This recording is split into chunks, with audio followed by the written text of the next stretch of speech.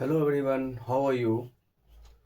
I am your English teacher and today we will discuss about a topic from Beehive is reach for the top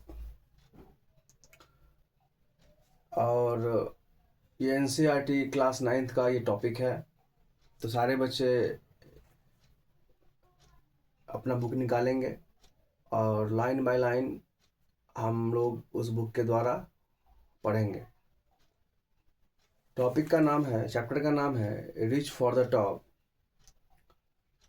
Think for a while and make a list of 3 or 5 persons you idolize or very much admire for their achievements.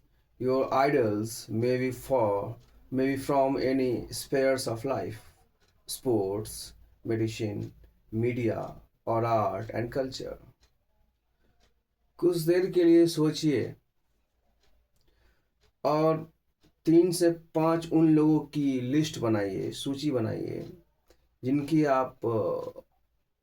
आप admire करते हैं, जिनको आप मानते हैं या उनकी उपलब्धियों के लिए उनके आप प्रशंसक हैं, उनकी आप प्रशंसा करते हैं। वो जीवन के किसी भी क्षेत्र में हो सकता है, या खेल में हो सकता है, या मेडिसिन यानी चिकित्सा में हो सकता है, या मीडिया यानी समाचार माध्यम है ना, उसमें हो सकता है, या कल्चर या संस्कृति से हो सकता है। कई सारे बच्चे क्रिकेट खेल को देखते हैं और उसमें कई सारे खिलाड़ियों को आइडलाइज करते हैं, उनकी समझिए वंदना करते हैं, लगभग उनकी पूजा जैसा करते हैं, मतलब उनको अपना रोल मॉडल मानते हैं।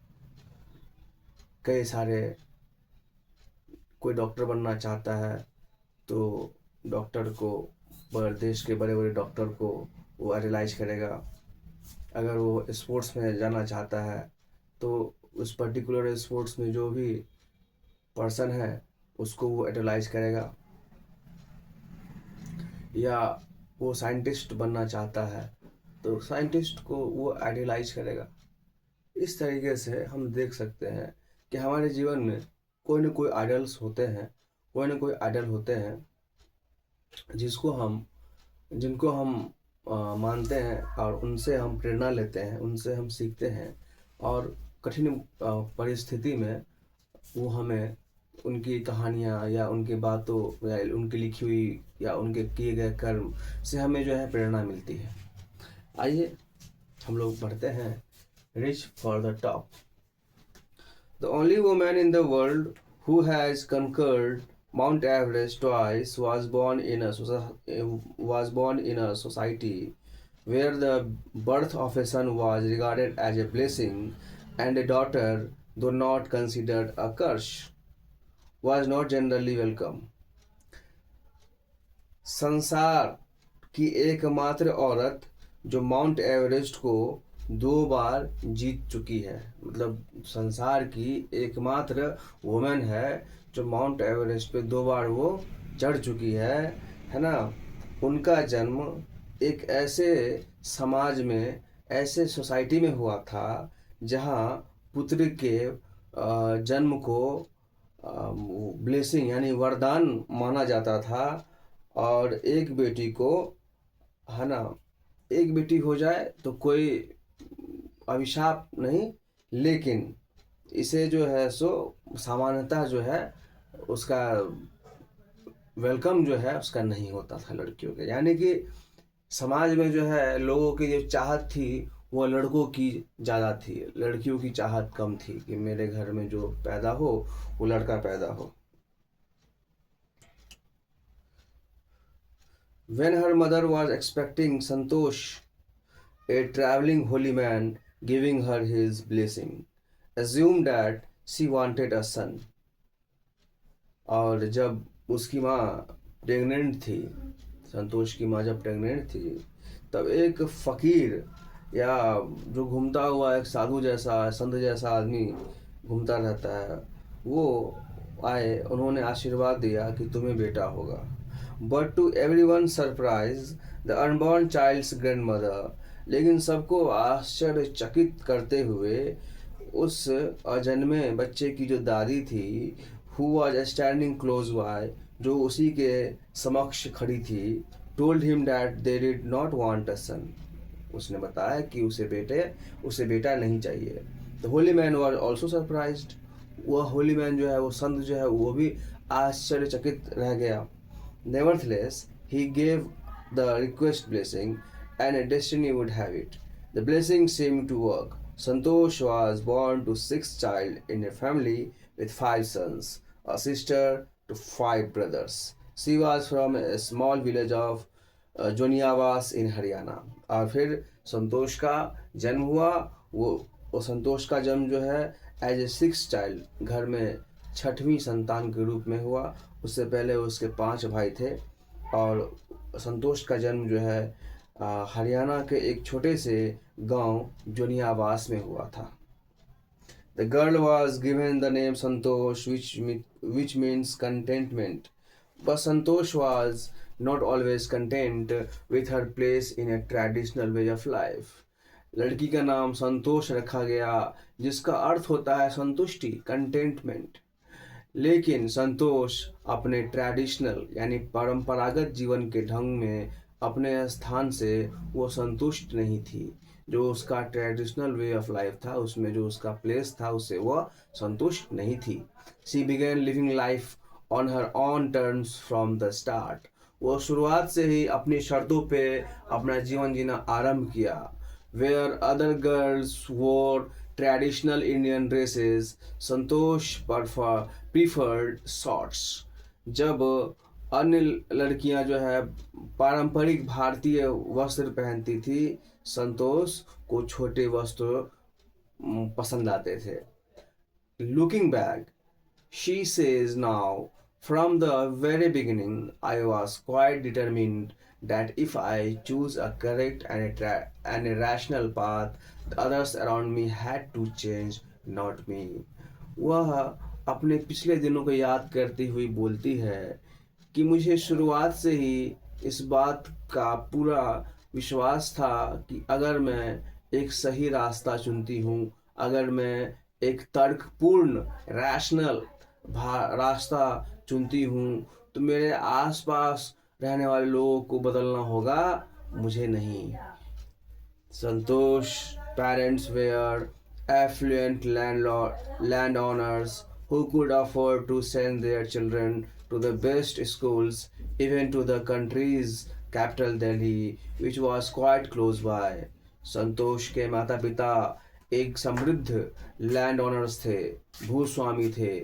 भूस्वामी मतलब जमींदार थे, जो अपने बच्चों को सबसे अच्छे स्कूलों में भेजने का खर्च उठा सकते थे।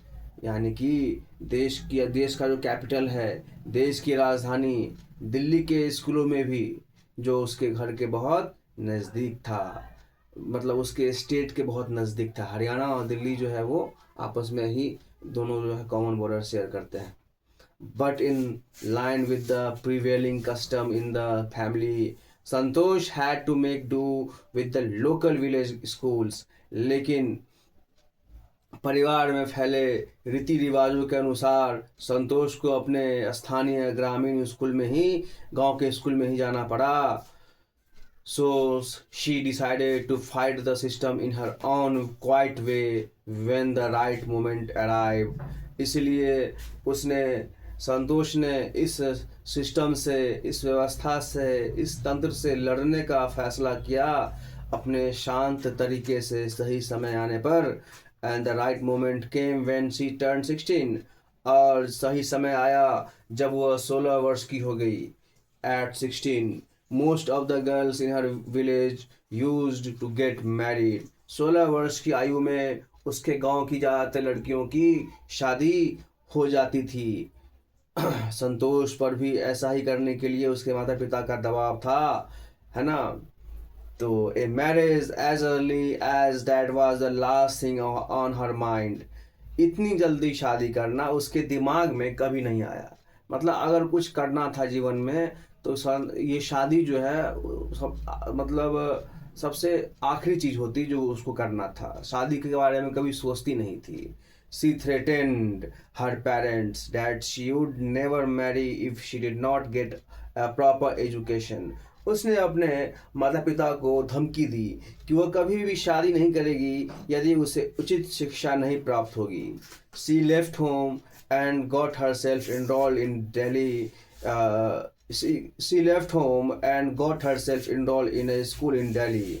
उसने अपना घर छोड़ दिया और दिल्ली के एक स्कूल में उसने नामांकन करवा लिया। When her parents refused to pay for her education, जब उसके माता पिता ने उसकी शिक्षा देने से मना कर दिया, she politely informed them of her plan to earn money by working part-time to pay her school fees. Her parents then agreed to pay for her education. तो उसने विनम्रता से उसने विनम्रता पूर्वक उसने अपने स्कूल फीस देने के लिए पार्ट टाइम काम करके पैसा कमाने की योजना के बारे में अपने माता पिता को सूचना दी।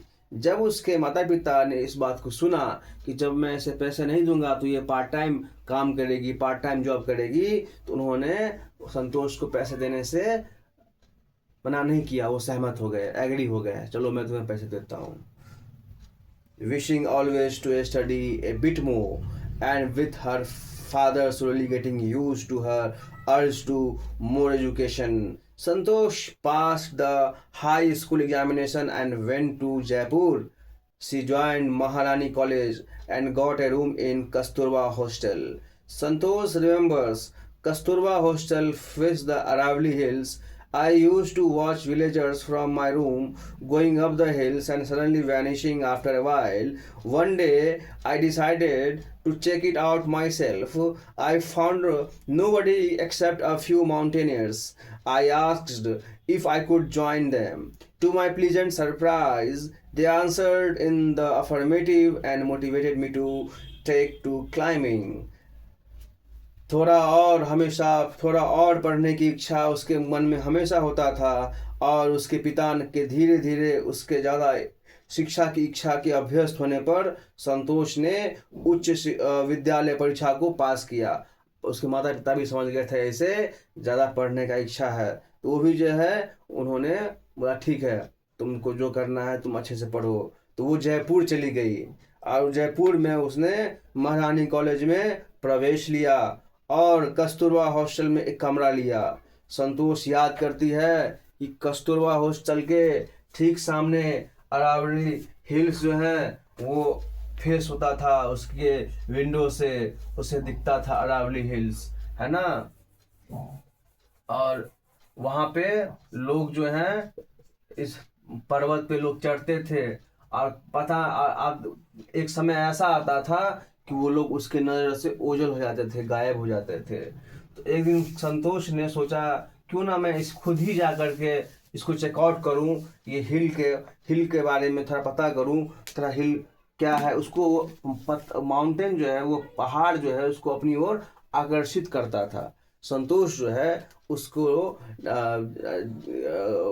एक्सप्लोर करने के लिए वो चली गई। जब वो वहाँ गई तो उसने देखा कुछ पर्वतारोही जो माउंटेनियर्स जो हैं वही हैं और कोई नहीं है।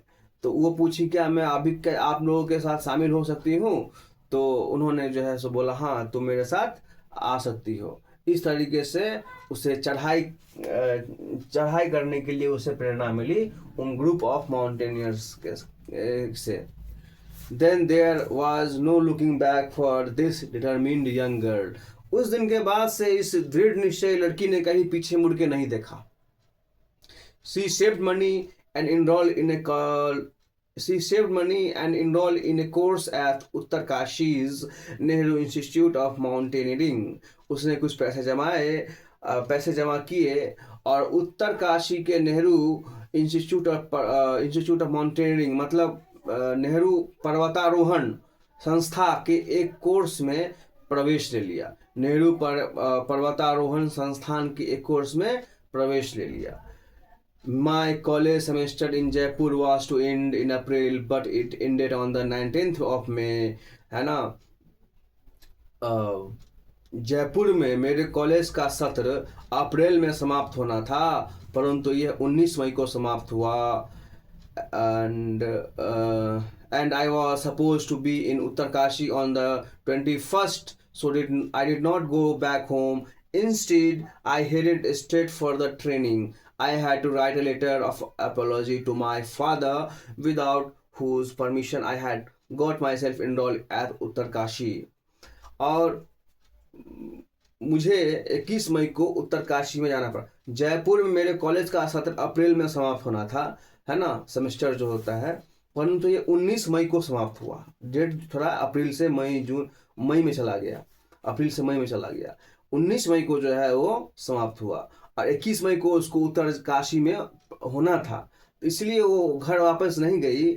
इसके बजाय वो सीधे ट्रेनिंग में चली गई और उसने अपने माता पिता को एक माफ़ीनामा भी लिखा, एक माफ़ीनामा एपोलॉजी भी लिखा, जिनकी आज्ञा के बगैर जो है वो उत्तरकाशी में प्रवेश, वो एडमिशन जो है वो ले ली थी। इसीलिए thereafter Santosh went on an expedition every year. इसके बाद प्रत्येक वर्ष वह एक साहसिक यात्रा पर गई। हर क्लाइंबिंग स्किल्स मैच्योर्ड रैपिडली, और उसकी चढ़ाई की निपुणताएं तेजी से परिपक्व हुई। वो जल्दी सीखने लग गई, है ना, चढ़ने का कौशल उसके अंदर आने लग गया। Also she developed a remarkable resistance to cold and altitude. इसके अलावा उसने ठंड और ऊंचाई के एक अस्मरणीय प्रतिरोध अपने अंदर विकसित कर ली थी कि ठंड लगेगा और जितनी भी ऊंचाई पर जाइएगा आपको ऑक्सीजन जो है कम होता जाएगा। इसके लिए जो है वो क्या हो गई थी वो, और उसका शरीर जो है रेसिस्ट हो गया था, मतलब वो उस में ढल गई थी। Occupied with an iron will, physical endurance and an amazing mental toughness, she proved herself repeatedly. The culmination of her hard work and sincerity came in 1992. वो हमेशा जो है अपने फिजिकल इंड्योरेंस, शारीरिक मजबूती और मानसिक मजबूती से उसने खुद को हमेशा प्रूव किया, और उसके हार्ड वर्क का, है ना, ऊंचाई जो है सबसे जब वो शीर्ष पे जब पहुंची अपने हार्ड वर्क में, वो आता है ईयर 1992 में। Just 4 years after she had shyly asked the Aravalli mountaineers if she could join them. At barely 20 years of age, Santosh Yadav conquered Mount Everest, becoming the youngest woman in the world to achieve the feat. और 1992 में केवल 4 साल के बाद उसने शर्माते हुए अरावली पर्वतारोहियों से पूछा था क्या वो उसमें शामिल हो सकती थी। केवल 24 वर्ष की आयु में, ओनली 20 years of age, सिर्फ 20 वर्ष की आयु में संतोष यादव ने माउंट एवरेस्ट को जीतकर माउंट एवरेस्ट पे चढ़ाई करके सबसे यंगेस्ट वुमेन का खिताब जो है अपने नाम किया। If her climbing skill, physical fitness and mental strength impressed her seniors, her concern for others and desire to work together with them found her a special place in the heart of fellow climbers. उसके चढ़ने का कौशल, उसका physical fitness, mental strength, उसने तो impress किया ही था उसके seniors को, लेकिन उसका दूसरों के प्रति ख्याल रखना, दूसरों के साथ मिलकर काम करना, यह सब कुछ खूबियाँ थी जो उसके सीनियर्स के दिलों में उसके प्रति एक अलग ही स्थान दिलवा दिया। During the 1992 एवरेस्ट मिशन, 1992 के एवरेस्ट मिशन के दौरान Santosh Yadav provided a special care to a climber who lay dying at the southern pole. She was unfortunately unsuccessful in saving him. However, she managed to save another climber, Mohan Singh, who would have met with the same fate had not shared her oxygen with him. 1992 के Everest अभियान के दौरान संतोष यादव ने एक पर्वतारोही को विशेष ध्यान प्रदान किया जो कि दक्षिणी कोल में पाया गया था, मर रहा था, लेकिन दुर्भाग्यवश उसे बचाने में वो असफल रही। हालांकि उसने एक अन्य पर्वतारोही मोहन सिंह को बचाने का प्रबंध किया, जिसका ठीक वही हश्र होता, ठीक वही भाग्य होता यदि संतोष यादव उसके साथ अपने ऑक्सीजन को नहीं शेयर करती, नहीं बांटती। Within 12 months, Santosh found herself a member of an Indo-Nepalese women's expedition that invited her to join them. 12 महीने के अंदर ही संतोष ने स्वयं को भारत नेपाल महिला साहसिक यात्रा का एक सदस्य पाया जिसने उसको शामिल होने के लिए आमंत्रित किया। तब उसने she then conquered the Everest a second time. तब उसने एवरेस्ट को दूसरी बार जीता, thus setting a record as the only woman to have conquered the Everest twice and secured herself and India a unique place.